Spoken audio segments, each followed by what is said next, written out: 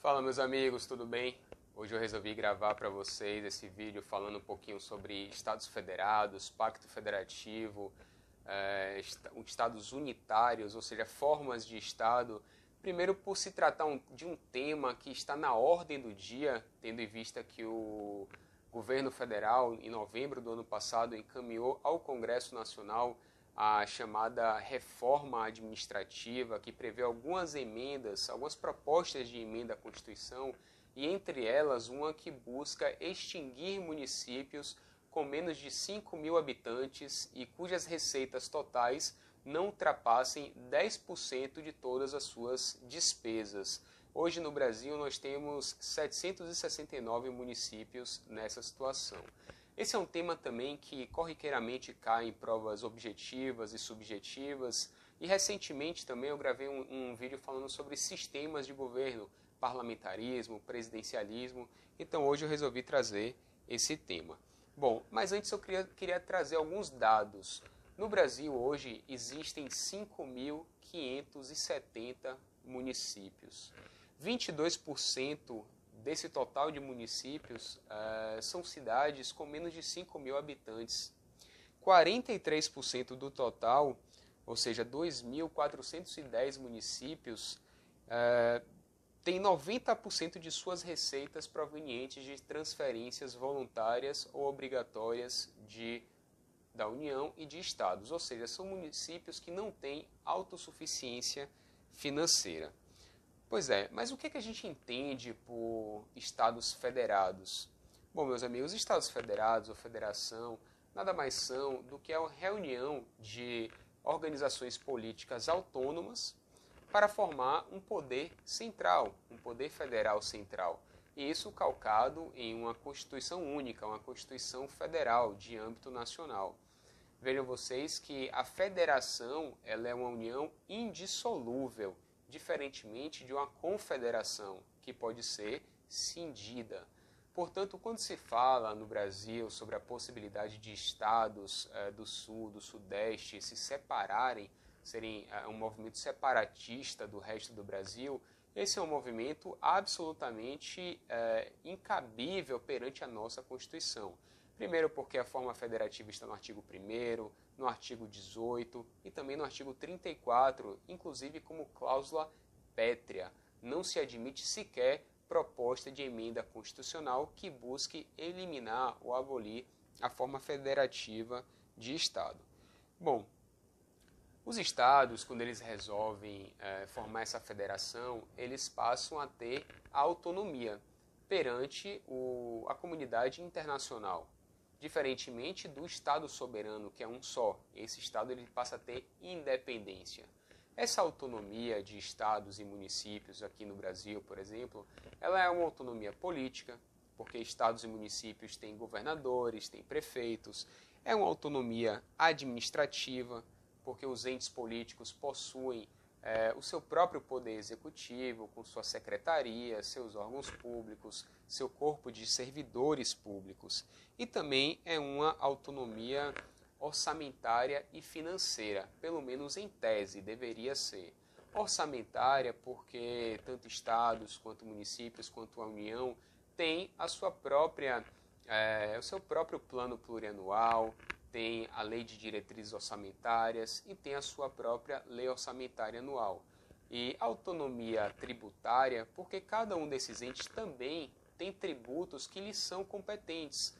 Exemplo, a União arrecada imposto de renda, contribuições sociais em geral, contribuição social sobre o lucro líquido, sobre faturamento, sobre receita, PIS, COFINS. Os estados arrecadam o ICMS, que é o Imposto sobre Circulação de Mercadorias e Serviços, arrecadam também o IPVA, por exemplo. Os municípios arrecadam o Imposto sobre Serviços, o ISS, assim como o próprio IPTU, que é o Imposto sobre Propriedade Territorial Urbana, dentre outros tributos. Então, pelo menos em tese, pela norma da Constituição, os entes federativos eles devem ter essa autonomia orçamentária.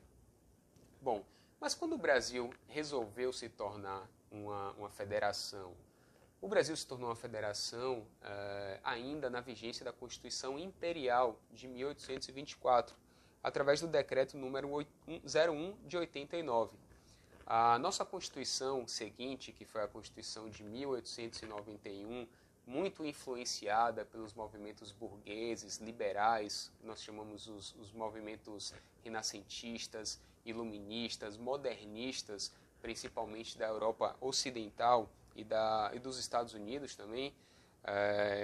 Muito influenciado, portanto, por esse movimento, a gente passa a adotar uma república e uma federação a partir da nossa Constituição de 1981. E, a princípio, queríamos copiar o modelo americano, mas, diferentemente do modelo americano, aqui, o poder inicial, nós éramos um Estado central, sim, éramos uma monarquia, um império, e o nosso poder ele foi dividido através de estados. Lá nos Estados Unidos, havia vários estados independentes que resolveram se juntar e formar uma federação. Portanto, lá, os estados eles mantiveram uma grande autonomia legislativa. Não à toa, muitos estados possuem pena de morte, outros estados não. A maioridade de um estado é diferente de outro. Aqui não. Aqui as normas gerais são todas normas editadas pela União e todos os entes federativos devem segui-la, ok? Uma coisa que aparece bastante em concurso é a classificação do nosso modelo federativo.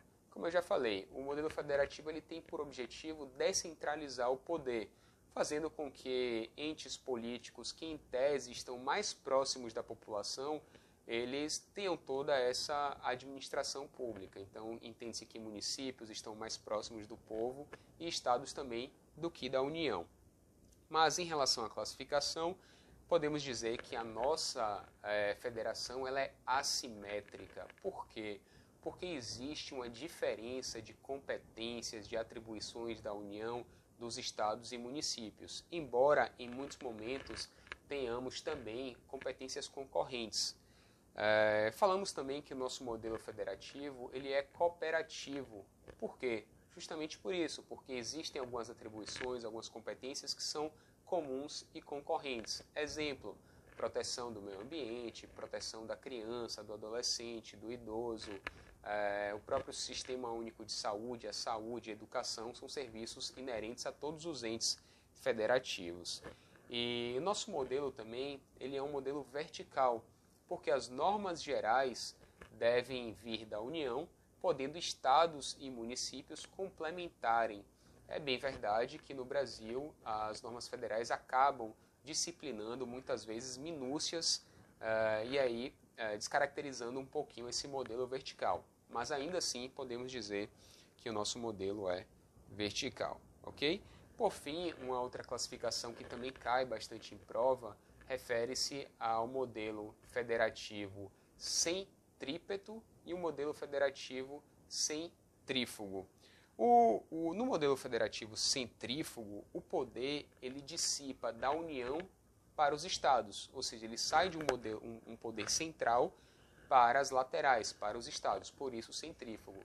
Costumamos dizer que o modelo federativo brasileiro ele é centrífugo justamente por isso, porque éramos um modelo central, um estado unitário, e o poder foi se dissipando para as laterais, estados e municípios. O modelo americano ele é centrípeto. Por quê? Porque o poder era dos estados e eles convergiram para formar um poder central, ok? Pois então, a Constituição de 1988 ela foi um grande divisor de águas desse modelo federativo. Por quê? Pela primeira vez trouxe os municípios como entes federados. Até então, os municípios não eram entes federados, dando a eles uma grande atribuição, competências, autonomia.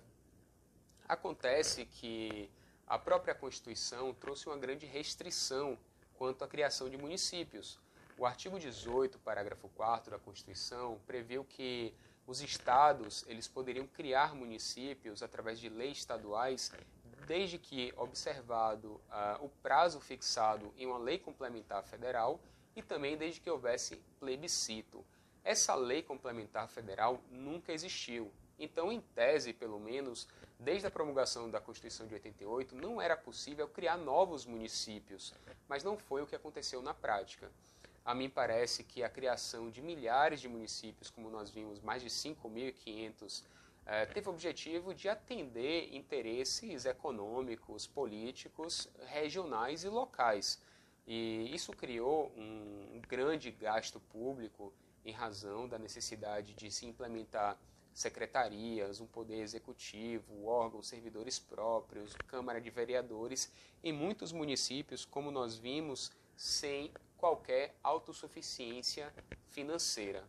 Por conta disso, em 2007, o Supremo Tribunal Federal analisou uma ação direta de inconstitucionalidade número 2240, em que se questionava a criação do município de Luiz Eduardo Magalhães, aqui na Bahia. Inclusive um município muito promissor economicamente, mas em todo caso criado sem uma base constitucional por ausência da lei complementar federal que eu havia mencionado. O Supremo em 2007 julgou inconstitucional essa lei da Bahia e, no entanto, como ali naquele município criado há 7 anos já havia inúmeras relações jurídicas pré-estabelecidas, pessoas nasceram, pessoas morreram, contratos foram firmados, não havia simplesmente como declarar nulidade daquelas relações. Então o Supremo julgou inconstitucional a lei sem declaração de nulidade. E assim o fez para todas as leis estaduais em todo o Brasil que criaram municípios sem a previsão da lei federal. Acontece que o estrago já havia sido feito. Inúmeros municípios, gastos, despesas correntes já haviam sido implementadas, mais uma vez, em municípios sem uma estrutura financeira, sem uma autonomia orçamentária. Para corrigir esse disparate, esse imbróglio jurídico, né, que existia, a declaração de inconstitucionalidade sem declaração da nulidade dos atos, o Congresso Nacional editou a Emenda Constitucional número 57 de 2008, que convalidou a criação de todos os municípios até 31/12/2006. Portanto, todos aqueles criados antes ficaram legalmente criados. No entanto, a partir dali, proibiu-se a criação de qualquer outro município, tendo em vista a ausência dessa lei complementar federal até a presente data. Mas, meus amigos, para concluir, o que se observa é que, de fato, muitos municípios hoje eles foram criados de forma assodada, às vezes para atender, como eu falei, interesses regionais, locais, não possuem uma equipe de servidores técnicos, até por ausência de recursos para isso, o que acaba permitindo a má observação e a má gestão de recursos públicos, seja por apenas uma ausência de aptidão, de conhecimento, seja também, muitas vezes, por uma má intenção do gestor e a ausência de fiscalização direta. Sabemos que a Câmara de Vereadores de pequenos municípios muitas vezes não exercem da forma que deveria essa função fiscalizadora. Portanto, apenas para concluir em relação a essa proposta de emenda constitucional da reforma administrativa, eu entendo sim salutar. Entendo que a extinção de municípios com menos de 5.000 habitantes e cujas receitas totais sejam inferiores sequer a 10% da sua receita é uma medida que vai atender a tão esperada e sonhada administração pública gerencial, não vai afetar direitos fundamentais individuais daqueles cidadãos, daqueles municípios, porque eles serão incorporados a outros maiores, que certamente terão uma capacidade de prestar serviços públicos ainda melhor. E, por fim, lembrando que antes da Constituição de 88, os municípios sequer detinham essa autonomia. Portanto, a mim parece sim ser uma medida muito válida. Ok? Essa era a explicação que eu queria dar hoje. Um grande abraço.